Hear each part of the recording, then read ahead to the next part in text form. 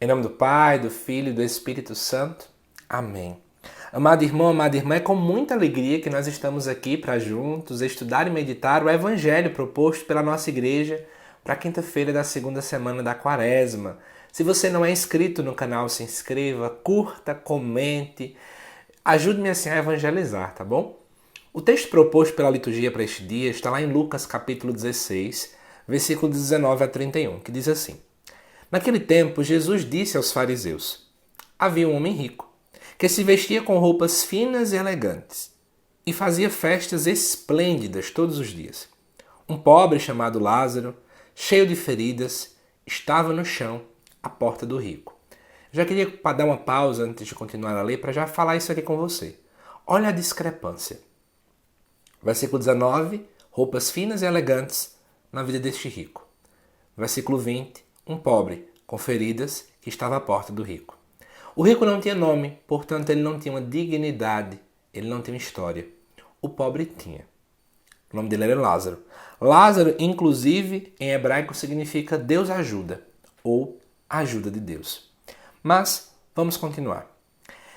Versículo 21. Ele queria matar a fome com as sobras que caíam da mesa do rico. E além disso, viam os cachorros lamber suas feridas.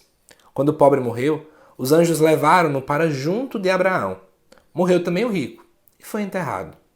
Na região dos mortos, no meio dos tormentos, o rico levantou os olhos e viu de longe Abraão, com Lázaro ao seu lado.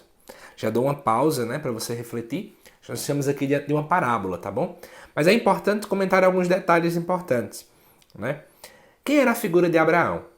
Abraão, inclusive os fariseus usavam essa nomenclatura, e é interessante que essa parábola é dirigida aos fariseus dentro do Evangelho de Lucas.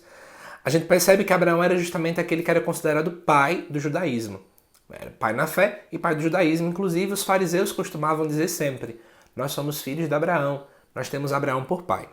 E o que acontece? Quando nós olhamos aqui para esse texto, a gente percebe que fala também da expressão mansão dos mortos, ou região dos mortos, como diz aqui o texto do lecionário. Os judeus acreditavam naquele tempo que não existia céu, inferno e purgatório. Existia uma região dos mortos que todo mundo ia para lá.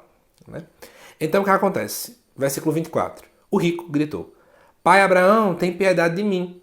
Manda Lázaro molhar a ponta do dedo para me refrescar a língua, porque sofro muito nestas chamas.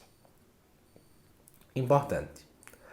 Olha que aqui mostra pra gente que o rico chama Abraão de pai. Portanto, o rico era um judeu, era alguém religioso. Delicado isso, Então ele pede: tenha piedade de mim, porque ele estava no caso sofrendo, pede para que ele molhe a ponta do dedo, Enfim. Mas Abraão diz: Filho, lembra-te que tu recebeste os bens durante a vida, e Lázaro, por sua vez, os males.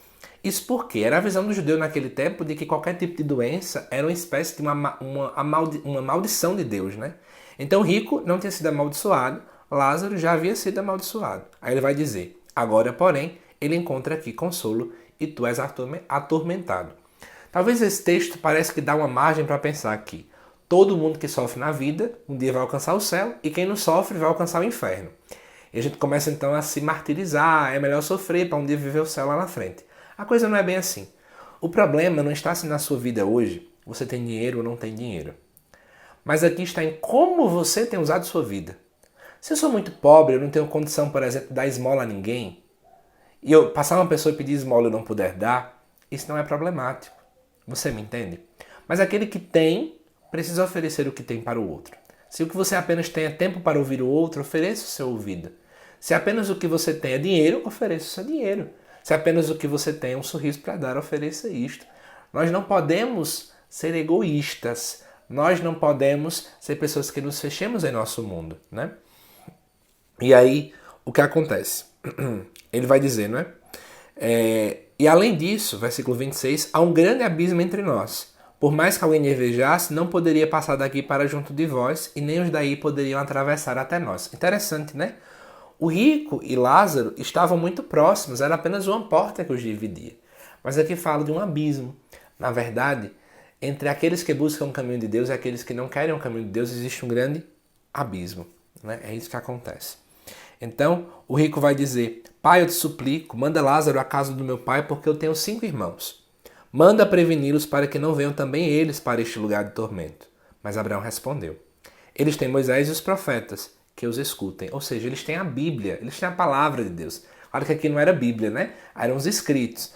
Mas o que acontece? O judeu compreendia que a palavra de Deus, a lei de Deus era perfeita, né? Então, a gente está olhando hoje, nós já temos toda a revelação divina. Jesus já veio ao mundo, já temos os escritos, né? Já temos tudo isso. Precisamos assim ouvir. Quantas vezes a gente procura o extraordinário, mas o ordinário já está na nossa frente, né? O rico insistiu. Não, pai Abraão, mas se um dos mortos for até ele, certamente vão se converter. Olha aí, o extraordinário. Mas Abraão lhe disse: se não escutam a Moisés nem aos profetas, eles não acreditarão mesmo que alguém ressuscite dos mortos. E aqui nós vemos essa fragilidade da fé, que é tão clara hoje na nossa sociedade. Ninguém acredita naquilo que já está exposto e evidente. As pessoas vivem procurando milagres, curandeiros, mas ninguém procura a palavra de Deus já revelada. E aí, amado irmão, amada irmã, nós, quando olhamos esse texto do Evangelho, precisa nos trazer uma reflexão. O que nós temos feito com a nossa vida? Se a gente lembrar da primeira leitura, que foi ao ar aqui agora há pouco, que na verdade o rico, ele confiava na sua própria força e assim se afastava de Deus. Ele confiava na sua riqueza. O rico tinha Deus como sua riqueza, mesmo sendo religioso. Às vezes nós somos religiosos, mas não temos Deus como nosso Senhor. Nós temos o dinheiro, o emprego, os sonhos, a família, o namoro, mas não temos Deus como centro. E nessa quaresma nós somos chamados a essa conversão. O nosso olhar precisa estar voltado para o Cristo. O nosso centro tem que ser Ele. Que Deus te abençoe e desde já te lembro que amanhã ao meio-dia aqui no canal já vai ao ar a reflexão do Evangelho desse próximo domingo, tá bom? E amanhã, 6 da noite, 7 da noite, já vai ao ar as reflexões da primeira leitura e Evangelho, respectivamente, da sexta-feira. Te aguardo aqui. Até mais.